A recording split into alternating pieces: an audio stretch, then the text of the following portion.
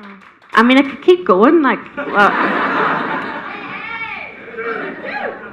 but I would like to open it up for a Q&A. That's okay with everybody? Do you want to maybe bring the lights up?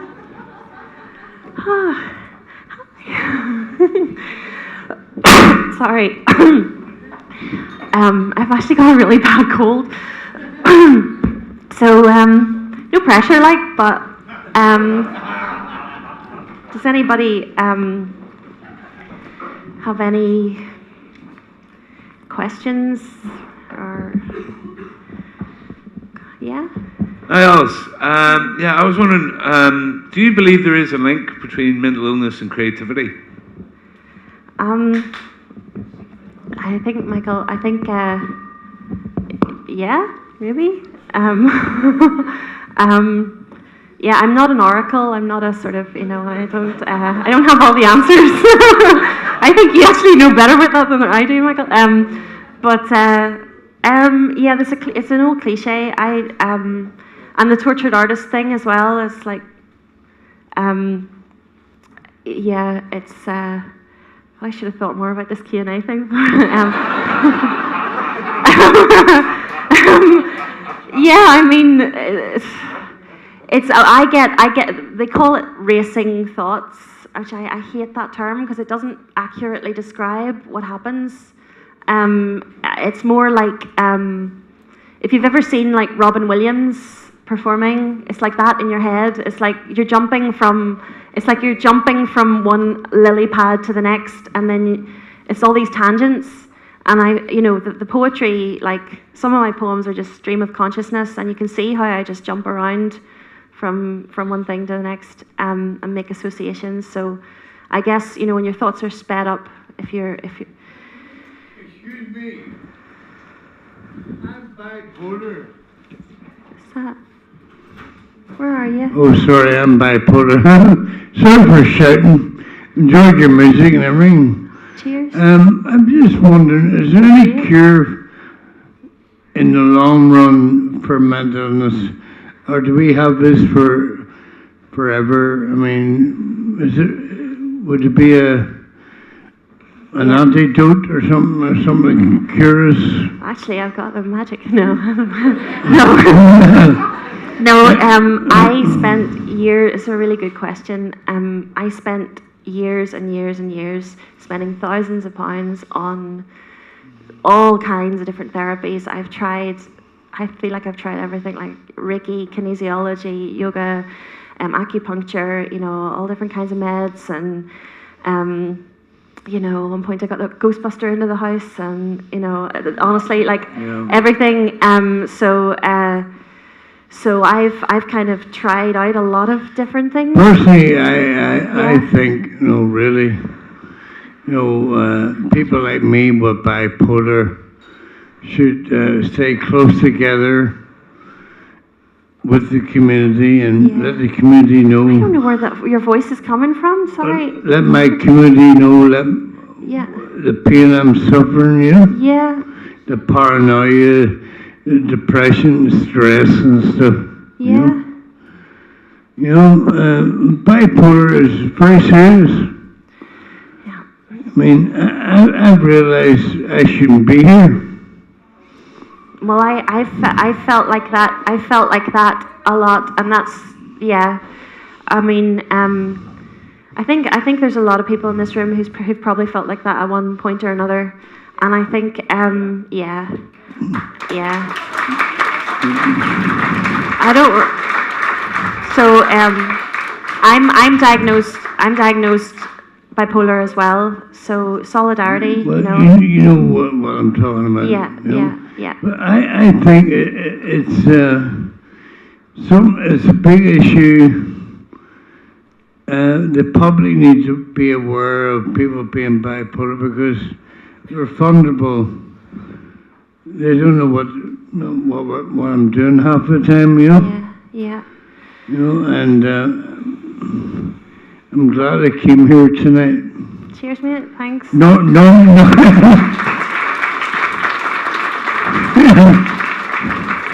Normally wouldn't be anywhere near, but I'm glad I called in today, because there's people in this room who are the same as me, bipolar, schizophrenic. Yeah. People who are suffering stress and all sorts of stuff. It's kind of, yeah. And your music was lovely tonight. Thank you. Cheers. By the way. Thanks. You cheered everybody up. Thanks. It's funny because I still feel like the whole thing about invisibility. It's like I couldn't see him, and it's like, yeah. Alice, hello. I'm over here. Oh, Sorry, is there another question over there? Apologies. I'll run. oh.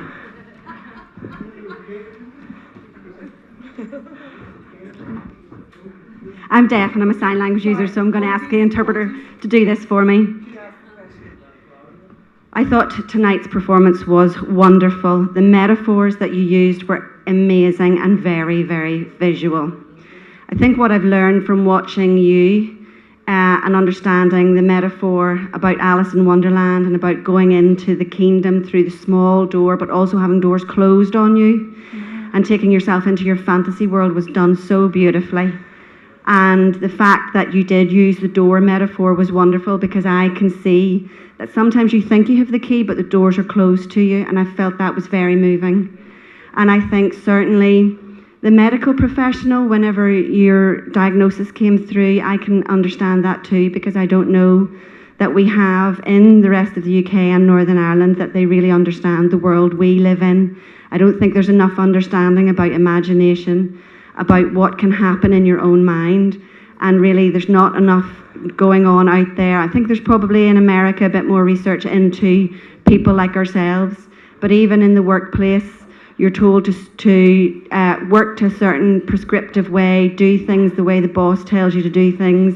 People are always telling you there's a way that you should do things, and I think that dulls your imagination. Doing a 9 to 5, certainly for me, that's something I could never cope with. So, although I'm not bipolar, I can see being a person who's deaf from a deaf community, certainly parallels, and I understand as a deaf performer what you are doing on stage and what you're bringing to the audience. And certainly there's a lot of people out there don't understand that insular world, but I have experienced people telling me to stop performing. So what you did tonight made me realise that you've gone through exactly the same thing, and you should never have to do that. I believe we should be accepted for who we are. Thanks well so done. Much. Thank you.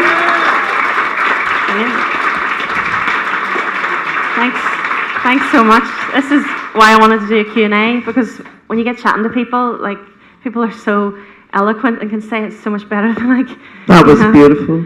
Yeah. Sorry, I'm really loud. Alice, I just wanted to ask you, were you worried about talking about these subjects in front of an audience? Because I know from my own perspective, it's a very hard thing to get up and read about those very personal things. Yeah, thanks, Claire. I really, really couldn't have it be a sob story. That was the thing about it. Like I said, I'd written all this stuff for years, but it's like this diary entry, like angsty stuff, and it needs to be empowering. It needs to. I'm not interested in segregating off into groups of like, oh, we're all bipolar and because it's like, no. Anyway, sorry, I'm going off on a tangent here. But what was the question again? Sorry. Were you worried? I was worried, yeah. I mean, I've said from years when I first started kind of really writing spoken word from the heart, I realized the work is not the writing, it's not the learning, it's not the performing. That's all brilliant. It's the emotional work. It's, so... Being able to read it is a much more different thing than being able to write it. Do you not think? Yeah, it is. Yeah, of course it is. Claire's a performance poet as well. But it is different. On that note, I might share another poem with you guys, which is about, it's kind of a wee bit about that. As a bit of background, how do you explain this? Basically, I'm shy by nature, and how I first started writing performance poetry was I was going along and sitting at the back of open mic nights and just watching, and it took me a long time to get up and actually get there with a piece of paper.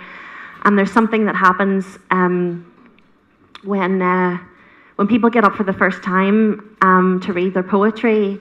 You know, their hands are shaking, and there's something that people do which I call like a disclaimer, where they say, well, hi, I'm not a poet, and this isn't really a poem. It's not actually finished, and it's not very good, and it goes on, and a lot of the time the disclaimer is longer than the poem. And what really helped me get through that phase was I met a performance poet called Tony Walsh a number of years ago. Yay, fans! Yeah, and he actually, it's not even hyperbole. He changed my life. Like he just showed me a whole other way of writing honestly, and just.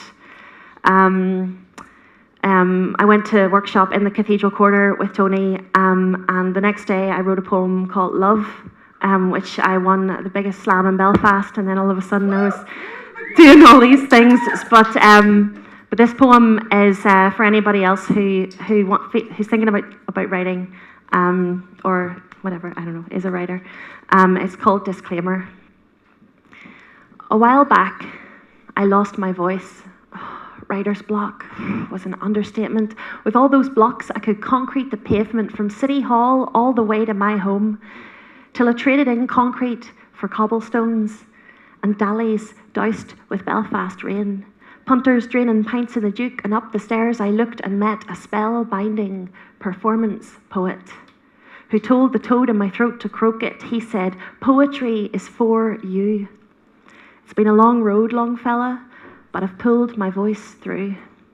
Some of us lose our voice before we've said anything, or just when we're about to sing the most beautiful tune.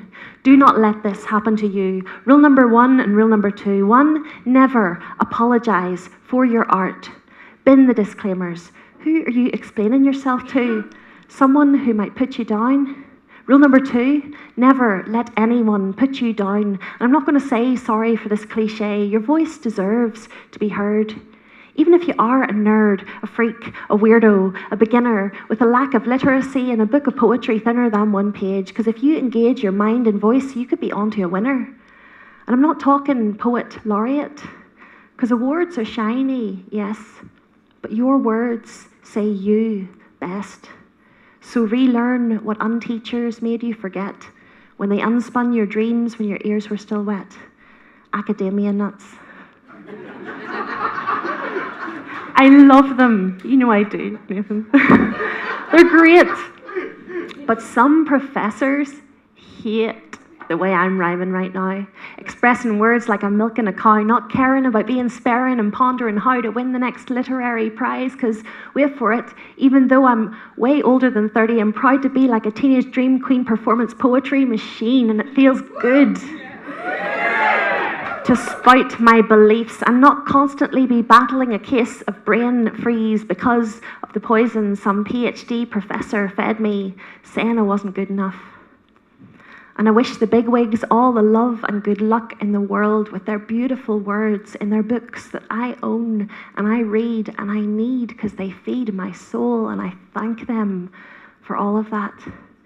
But they can go fuck a duck.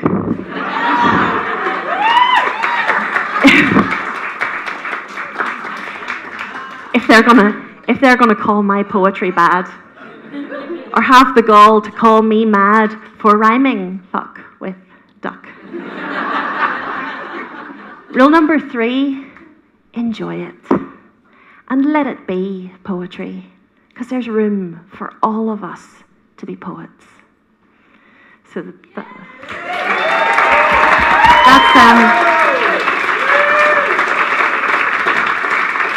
that's my Thanks. That's my poem in homage to Tony Walsh. His stage name is Longfella, in case you wondered. And he's actually coming to Belfast again in October. He's performing at the Strand Arts Centre in the International Arts Festival. So I don't. Yeah, more questions. Sorry, just my name is Nathan. I live off the Raven Hill. So I just wanted to quickly build on or touch on some things that other people had said. You know, that the idea that that this thing can seem very insular, but ultimately it was Jiddu Krishnamurti who said it's no measure of health to be well adjusted to a profoundly sick society. And I don't know, I think what you've said agrees with that. Thanks so much, Nathan. Yeah, couldn't have put it better. That's it. That's it. And I actually I meant to. I've so many people to thank for helping get me to this and for all the stuff that had to get in place for it. And Nathan's actually a great friend, amazing poet, and he was also the voice of the person who did the Samaritans thing there. So, and then my mum was the person lifting the phone saying, "Hello, Samaritans." And she also mended my favourite pyjamas for me as well. And my dad's here tonight. My twin sister's here tonight. Yeah. If I was to list all the things that that my parents have done for me, we'd be here a really, really long time. But yeah, my twin sister's here tonight, and she was the one that bought me the Van Morrison book. Yeah, thanks so much to the Bounce Festival.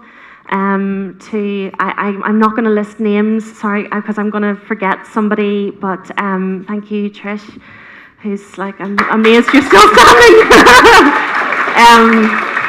And Barry on sound, and Jonathan for helping me out with all the sound stuff, and millions of people.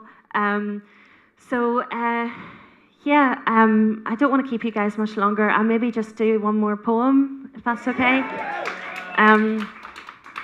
Just check. Oh yeah, I've got two more poems actually. Well, I don't know. I could keep going all night, but yeah. I've got a poem called Love. Anybody here in love? Yeah. Not at the moment. Not at the moment. Right, I got you, Brian. Okay. Love is not shaving your legs every day. Love is your partner pretending they like them that way, because they know you get anxious about hair removal. Love is flawless approval when asked to be a magic mirror. Love is not getting any thinner, because people in love eat and enjoy their food, because love tastes good. So feed your lover like a good lover should. Love is waffles on a sex-filled afternoon. Because love is fuel, stuck in the fire writing dire poems with rhymes in, but always rhyming with perfect timing. Because love is more coal than diamond, could take or leave a ring. Because love isn't really into bling. Love is homemade presents, surprises, unbirthdays, unforgettings. Love is deep and rough and thick and thin. Love is your bristly chin. Love is better than a page 3 girl and wetter than your wettest dream. Love is being 16 again and it all coming true. Love is big hairy balls. Love is being rude. Love is me plus you plus a good load of lube. Love doesn't give a toss if you've a hint of moobs. Love is backs and thighs and bums and boobs all locked in and playing spoons. Love is arms around me and arms around you. A muscle memory those guns won't lose. Love is adding another briquette to the fire because this night's not over yet. Love is free to bet. Love is climbing higher and higher till you get past the tree line and look down over the mountainside. Love is, no, I'm not quite done with making you. Love is fun. Love is a road trip on a highway to bliss. Love is that kiss. The one when you haven't kissed in ages. The one that could make you write pages and pages of poetry. Love is letting me play your guitar. Love is, baby, you can drive my car, because love has a PhD in me. And love has a smorgasbord of candidates for that honorary degree. And love is up there on my list of priorities. But God, love, I'm sick and tired of the flirt and tease and the ongoing search for the next big cheese. And I'll tell you something, love. If I'm not gay, I sure don't feel straight. I've bent for love till fit to break. And maybe I'm afraid of love. Love is invisible. Pianos. Love is John Candy and trains, planes and automobiles. Because love likes me this way. And love gives me an A+ for my efforts. And love is studying hard for the day when love lets me give this wanting a test and gives this endless waiting a rest. Because there's this weight that's been growing in my chest for love to say, I love you. I love you best.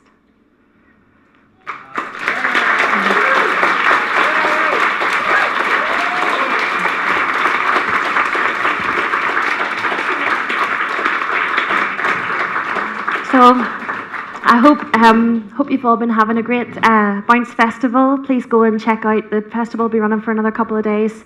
There's wonderful things happening: improv workshops, painting workshops, shows, yeah, all kinds of good things. And oh, thanks, Kath. Thanks, Kath. Thank you for coming.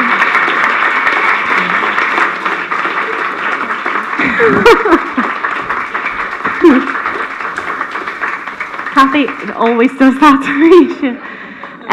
So I have one last poem I'd just like to share.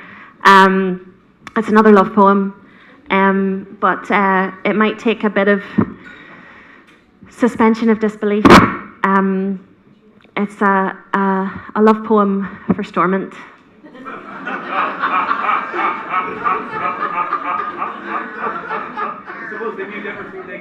Exactly.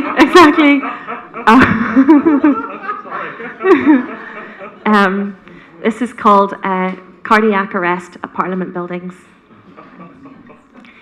If Stormont Buildings had a heart to pump the people through, the parting doors and polished floors and seats cushioned with blue, what rhythm would it keep? And would it break as our hearts do? Surely the pressure built up in there has caused a health issue. Politicians can carry germs, not good for healing wounds. And if Stormont ever had a heart, who'd nourish it with food? Who would keep its rhythm steady? Who would keep the fatty, heavy weight of debate light and healthy and flowing in every room? I dare say if Stormont had a heart, it would have a scar or two. In vital places, divided with traces of badly patched up wounds. Yes, if Stormont had a heart, we'd need a bypass on major arteries to open up the broken bleed of the ruts of centuries, a fatal coronary disease of worn out, torn out history, resulting in a diagnosis of an atrocious, ferocious thrombosis caused by a collective neurosis in the pulmonary gene, a rare arrested development like medicines never seen, caused by stress. And the mess of the Assembly's odd and deeply flawed bureaucracy, among other things. With so many issues and policies that need to be transfused, finding a donor that isn't a moaner is a difficult thing to do. The political servants can be quite fervent and often they'll refuse to cooperate. So we'll operate, bring in someone new. Those that wrestle in vessels have got to go. Those that do not keep the flow, blocking channels, refusing to grow, moving backwards, saying no, consuming all the capital and taking up all the room. Perhaps if tested, we might find what's infested in the stream. Perhaps too much testosterone is what's caused this restless, ticking, irregular, a strange murmur, a grunt, a whir, a grr. This is not how it should go. Someone call a doctor.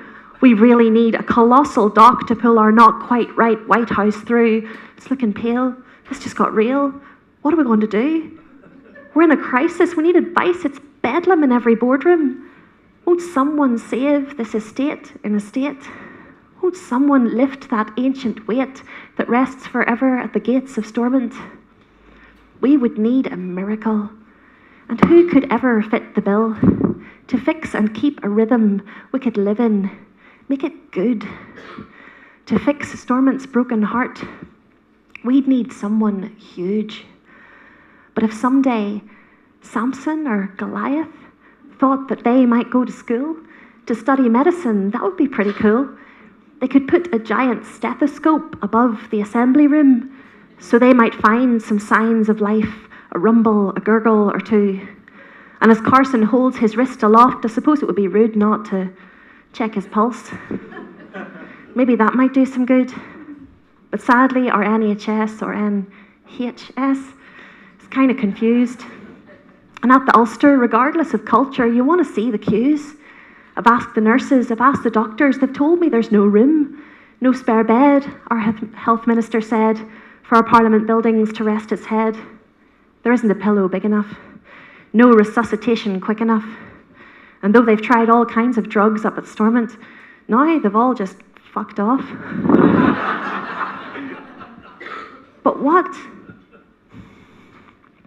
if Stormont fell in love?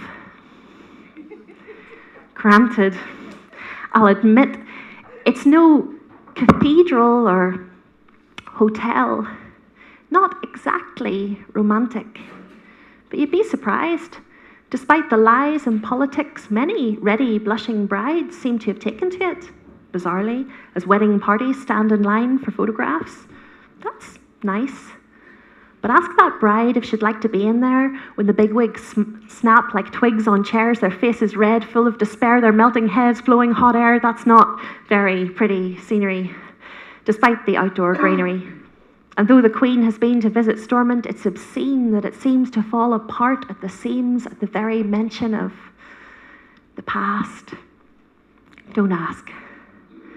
Maybe it's just too much of a task to dream of keeping love on track in there. But what do I know? What do I care of feeling the heart of a place? Love's forever fleeting, and all can be erased. Within one crashing moment, the heart becomes a cage, and maybe our own freedom lies beyond this worn-out phase. Stormont, my darling Stormont. A building by any other name. Oh, let me count the ways. I hope, my darling Stormont, that you find better days. Cheers.